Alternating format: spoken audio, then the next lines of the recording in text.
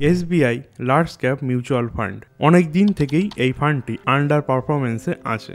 আপনি যদি এই ফান্ডটির মধ্যে এক্সিস্টিং ইনভেস্টর হয়ে থাকেন কিংবা আপনি এই ফান্ডটির মধ্যে ইনভেস্টমেন্ট করতে চাইছেন, তাহলে এই ফান্ডটি কি আপনার জন্য একটি বেটার অপশন? তো আজকে আমরা এই ভিডিওটির মধ্যে এই প্রশ্নটির উত্তরই খোঁজার চেষ্টা করব। এই ভিডিওটির মধ্যে এই ফান্ডটির ডিটেলসে স্টাডি করব এবং জানবো এই ফান্ডটির পাস্ট পারফরমেন্স সম্বন্ধে, এই ফান্ডটির ওভারভিউ সম্বন্ধে। এর পাশাপাশি এই ফান্ডটির যে কম্পিটিটর আছে তাদের সাথেও আমরা কম্পেয়ার করে দেখব এই ফান্ডটি কিরকম কি পারফরমেন্স জেনারেট করছে। এর পাশাপাশি আমরা ফান্ড ম্যানেজার সম্বন্ধেও জানবো, এই ফান্ডটির পোর্টফোলিও সম্বন্ধে আমরা জানবো, এই ফান্ডটির রিস্ক রেশিও সম্বন্ধেও আমরা জানবো। এগুলি অ্যানালাইজ করে আমরা বোঝার চেষ্টা করব এই ফান্ডটি আজকের দিনেও কি ইনভেস্টমেন্ট করার লায়ক আছে, নাকি এই ফান্ডটির থেকে বেরিয়ে আপনার অন্য ফান্ডের দিকে যাওয়া উচিত। তো সর্বপ্রথম ফান্ডটির যে ওভারভিউ সেটি সম্বন্ধে আমরা আলোচনা করব। এই ফান্ডটির মধ্যে যদি আপনি লামসাম ইনভেস্টমেন্ট করতে চান, সেক্ষেত্রে মিনিমাম ইনভেস্টমেন্ট অ্যামাউন্ট আছে কিন্তু 5000, মানে 5000 টাকা থেকে আপনি এই ফান্ডটির মধ্যে লামসাম ইনভেস্টমেন্ট শুরু করতে পারেন। নেক্সট দেখতে পাচ্ছেন এই ফান্ডটির এসআইপি ইনভেস্টমেন্ট, আপনি কিন্তু 500 টাকা থেকেই এখানে এসআইপি শুরু করতে পারেন। নেক্সট হলো এই ফান্ডটির এক্সিট লোড, মানে এই ফান্ডটির মধ্যে যদি আপনি ইনভেস্টমেন্ট করেন সেক্ষেত্রে 365 দিনের আগে যদি আপনি সেই টাকাটা উইথড্র করে নেন, সেক্ষেত্রে কিন্তু আপনার 1% হারে এখানে এক্সিট লোড এরা চার্জ করে থাকবে। এটি কিন্তু অ্যাজ এ প্ল্যান্টি স্বরূপ। নেক্সট হলো এই ফান্ডটির লকিং পিরিয়ড। তো এই ফান্ডটির মধ্যে কিন্তু কোনো রকমের লকিং পিরিয়ড নেই, মানে আপনি আপনার পয়সাটা যখন খুশি কিন্তু আপনি উইথড্র করতে পারেন। তবে সেক্ষেত্রে যদি 365 দিনের আগে করেন, 1% হারে আপনার কাছ থেকে এক্সিট লোড চার্জ করা হয়ে থাকবে। নেক্সট হলো উইথড্রল অ্যামাউন্ট। তো উইথড্রল অ্যামাউন্ট দেখতে পাচ্ছেন 500 রুপিস, মানে 500 টাকা থেকেই কিন্তু আপনি এখানে উইথড্রল শুরু করতে পারেন। রিটার্ন সিন্স লঞ্চ আপনি এখানে দেখতে পাচ্ছেন অলমোস্ট 15% কাছাকাছি, যেটি কিন্তু আমাদের কাছে অতটা ইম্প্রেসিভ লাগছে না। বেঞ্চমার্ক ইন্ডেক্স আপনি দেখতে পাচ্ছেন BSE 100 TRI, মানে টোটাল রিটার্ন ইন্ডেক্স। তো অবভিয়াসলি এটি যেহেতু একটি লার্জ ক্যাপ স্কিম, সেই জন্য লার্জ ক্যাপ ইনভেস্টমেন্টের নিয়ম হলো ইন্ডিয়ার মধ্যে যে টপ লিস্টেড 100 কোম্পানি, সেই 100 কোম্পানির মধ্যে এরা ইনভেস্টমেন্ট করে থাকবে। সেই জন্য এখানে এদের যে বেঞ্চমার্ক সেটি আপনি দেখতে পাচ্ছেন BSE 100 TRI। রিস্কোমিটার হিসাবে আপনি দেখতে পাচ্ছেন এই স্কিমটি কিন্তু ভেরি হাই রিস্ক ক্যাটাগরির মধ্যে আছে। অ্যাসেট আন্ডার ম্যানেজমেন্ট যদি আপনি দেখেন, সেক্ষেত্রে দেখতে পাচ্ছেন 53,000 crore প্লাস কিন্তু এই ফান্ডটির অ্যাসেট আন্ডার ম্যানেজমেন্ট এই মুহূর্তে আছে।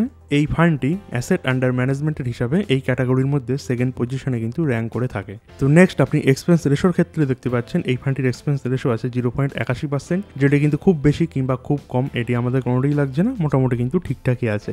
নেক্সট হলো টার্নওভার রেশো। তো 27% এই ফান্ডটির কিন্তু টার্নওভার রেশো বর্তমানে এই সময় আছে।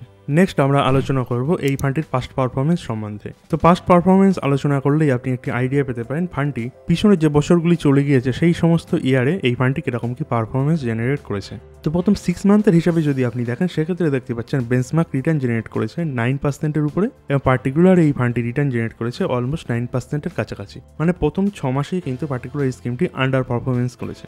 তো প্রথম 1 ইয়ারের ক্ষেত্রে আপনি দেখতে পাচ্ছেন পার্টিকুলার এই বেঞ্চমার্কটি 2%-এর কাছাকাছি রিটার্ন জেনারেট করেছে এবং পার্টিকুলার স্কিমটি 4%-এর কাছাকাছি রিটার্ন জেনারেট করেছে। মানে 1 ইয়ারের ক্ষেত্রে দেখতে পাচ্ছেন পার্টিকুলার স্কিমটি কিন্তু আউট পারফরমেন্স করেছে, এবং 3 ইয়ার্স এর ক্ষেত্রে দেখতে পাচ্ছেন পার্টিকুলার এই স্কিমটি 14%-এর কাছাকাছি রিটার্ন জেনারেট করেছে এবং বেঞ্চমার্কও 14%-এর কাছাকাছি রিটার্ন জেনারেট করেছে, মানে অলমোস্ট সেম রিটার্ন ডেলিভার করেছে।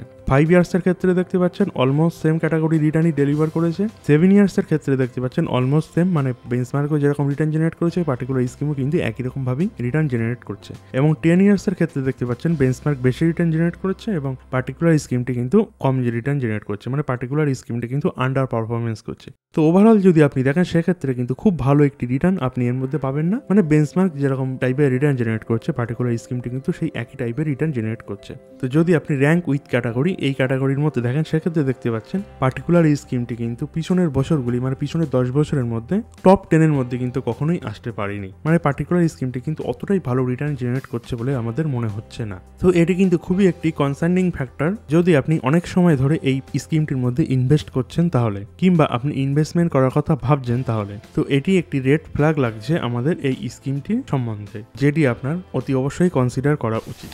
তো নেক্সট আমরা এই স্কিমটির তুলনায় যেসব কম্পিটিটরগুলি মার্কেটে আছে তাদের সাথে আমরা কম্পেয়ার করে দেখব। তো প্রথম যে কম্পিটিটর আমরা নিয়েছি সেটি হলো Nipon India large cap fund. Asset under ম্যানেজমেন্টে যদি কথা বলেন, সেক্ষেত্রে কিন্তু নিপন ইন্ডিয়ার থেকেও এসবিআই লার্জ ক্যাপ ফান্ড কিন্তু যথেষ্টই বড়। সেকেন্ড পজিশনে যদি আপনি এই দুটো রিটার্ন দেখেন, সেক্ষেত্রে দেখতে পাচ্ছেন এসবিআই ফান্ডের থেকে যথেষ্ট ভালো রিটার্ন জেনারেট করছে কিন্তু Nipon India large cap fund. তো এই যে কম্প্যারিজনটা সেটি কিন্তু আমরা 5 ইয়ার্সের ডেটার হিসাবে এখানে নিয়েছি। তো এখানে এসবিআই লার্জ ক্যাপের যে গ্রাফটা আপনি এখানে দেখতে পাচ্ছেন সেটি কিন্তু ব্লু কালারের পাবেন, এবং এই ইন্ডেক্স পয়েন্টের আপনি গ্রিন কালারের দেখতে পাচ্ছেন, এবং যে কম্পিটিটর আমরা নিয়েছি Nipon India large cap fund সেটি কিন্তু আপনি পার্পল কালারের দেখতে পাচ্ছেন। পাচ্ছেন। তো এখানে আপনি ক্লিয়ারভাবে দেখতে পাচ্ছেন Nipon India large cap fund almost time ফ্রেমে আপনি আউট পারফরমেন্স এখানে দেখতে পাচ্ছেন। কিন্তু অপরদিকে এসবিআই লার্জ ক্যাপ ফান্ড সেটি কিন্তু আপনি বেঞ্চমার্কের সাথে সাথেই দেখতে পাচ্ছেন, কখনো বেঞ্চমার্কের উপরে গিয়েছে কিংবা কখনো বেঞ্চমার্কের নিচে আছে। অলমোস্ট টাইম ফ্রেমে আপনি দেখতে পাচ্ছেন বেঞ্চমার্কের কিন্তু সাথে সাথেই তারা রিটার্ন জেনারেট করছে। তো আপনি কোনো ফান্ডে ইনভেস্টমেন্ট করছেন, এর পাশাপাশি আপনি সেই ফান্ডের মধ্যে এক্সপেন্স রেশিও পে করছেন, তার বদলে সেই ফান্ডটির থেকে আপনি আন্ডার পারফরমেন্সই পেয়ে থাকেন বরাবরই। তো এটির থেকে ভালো অপশন হবে হয়তো আপনার কাছে যে অন্য ফান্ড সম্বন্ধে আপনার ভাবনা চিন্তা করার। নেক্সট আমরা এই স্কিমটির যে রোলিং রিটার্ন সেটি আমরা এখানে ডিসকাস করব। তো এক্ষেত্রেও দেখতে পাচ্ছেন পার্টিকুলার স্কিমটির যে রোলিং রিটার্ন সেটি কিন্তু ইন্ডেক্সের সমপরিমাণই আছে, মানে খুব বেশি আউট পারফরমেন্স কিন্তু এখানে আমরা নজরে আসছে না। তো নেক্সট আমরা আলোচনা করব এই ফান্ডটির রিস্ক রেশো সম্বন্ধে। তো রিস্ক রেশোর ক্ষেত্রে যদি আপনি দেখেন সেক্ষেত্রে দেখতে পাচ্ছেন স্ট্যান্ডার্ড ডিভিয়েশন এবং বিটা এই দুটি আমাদেরকে ইন্ডিকেট করছে পার্টিকুলার স্কিমটি লো ভলেটাইল, এবং শার্প রেশো, ট্রেনার্স রেশো এবং জেনসেন্স আলফা এই তিনটে ক্যাটাগরি আমাদেরকে বোঝাতে চাইছে পার্টিকুলার স্কিমটি বেটার রিস্ক অ্যাডজাস্টমেন্ট রিটার্ন আমাদেরকে দিচ্ছে। তো হ্যাঁ, স্ট্যান্ডার্ড ডিভিয়েশন বিটার ক্ষেত্রে আপনি দেখতে পাচ্ছেন পার্টিকুলার স্কিমটি কম ভলেটাইল, কিন্তু এই যে তিনটে ক্যাটাগরির ক্ষেত্রে আমরা দেখতে পাচ্ছি পার্টিকুলার স্কিমটি বেটার রিস্ক অ্যাডজাস্টমেন্ট রিটার্ন আমাদেরকে প্রোভাইড করছে। কিন্তু যদি আপনি ক্যাটাগরি অ্যাভারেজের সাথে তুলনা করেন সেক্ষেত্রে দেখতে পাচ্ছেন মোটামুটি অলমোস্ট ক্যাটাগরির সমপরিমাণে কিন্তু তারা রিটার্ন জেনারেট করছে, মানে এখানে খুব বেশি আউট পারফরমেন্স আমাদের নজরে আসছে না। নেক্সট হলো এই ফান্ডটির অ্যাসেট অ্যালোকেশন। তো অ্যাসেট অ্যালোকেশনের মধ্যে আপনি দেখতে পাচ্ছেন লার্জ ক্যাপের মধ্যে এই ফান্ডটি অলমোস্ট 85%-এর উপরে এদের অ্যালোকেশন আছে। মিড ক্যাপের মধ্যে দেখতে পাচ্ছেন অলমোস্ট 9%-এর কাছাকাছি অ্যালোকেশন আছে, এবং স্মল ক্যাপের কাছে মোটামুটি 1.5%-এর কাছাকাছি এদের অ্যালোকেশন আছে। তো টপ সেক্টর অনুযায়ী যদি আপনি এদের অ্যালোকেশন দেখেন সেক্ষেত্রে দেখতে পাচ্ছেন ব্যাংকিং এর মধ্যে এদের সবচেয়ে বেশি অ্যালোকেশন আছে, নেক্সট হলো এনার্জি, তারপরে হলো অটো, কনজিউমার এবং ফার্মা। এই সমস্ত সেক্টরের মধ্যে কিন্তু পার্টিকুলার এই স্কিমটি ইনভেস্টমেন্ট করছে। তো নেক্সট আমরা ফান্ড ম্যানেজার সম্বন্ধে আলোচনা করব। তো এই স্কিমটি যে ফান্ড ম্যানেজার সেটি কিন্তু আপনি দেখতে পাচ্ছেন 2010 থেকে 2024 সাল পর্যন্তই কিন্তু এখানে ছিল। এই মুহূর্তে এই স্কিমটি যে নতুন ফান্ড ম্যানেজার সেটি কিন্তু অ্যাপয়েন্ট করা হয়েছে। এর কারণ হলো এই ফান্ডটি অনেক সময় থেকেই আন্ডার পারফরমেন্সে আছে। তো এক্ষেত্রে আপনি একটু এক্সপেক্ট করতে পারেন হয়তো এবার এই ফান্ডটির আউট পারফরমেন্স আপনার নজরে আসতে পারে। যদি আপনি রিসেন্টলি এই স্কিমটির মধ্যে আপনি ইনভেস্টমেন্ট করা শুরু করছেন, আপনি কিন্তু 1 থেকে 2 বছর এখানে ওয়েট করতেই পারেন। তার কারণ হলো এই যে দুটো নতুন ফান্ড ম্যানেজার এসছে, এই দুটি ফান্ড ম্যানেজার কিরকম কি পারফরমেন্স এখানে তারা করতে পারছে। তো যদি না হয়ে থাকে তাহলে কিন্তু আমাদের এই স্কিমটি একটু কনসার্নিংই লাগছে ইনভেস্টমেন্টের হিসাবে। তার কারণ হলো লার্জ ক্যাপের মধ্যে কিন্তু আপনি অনেক কিছুই বেটার অপশন পেয়ে যাবেন। তো আপনি যদি সেই সব অপশন খুঁজছেন তাহলে কিন্তু আমাদের চ্যানেলে অলরেডি সেই বিষয়ে ভিডিও দেওয়াই আছে।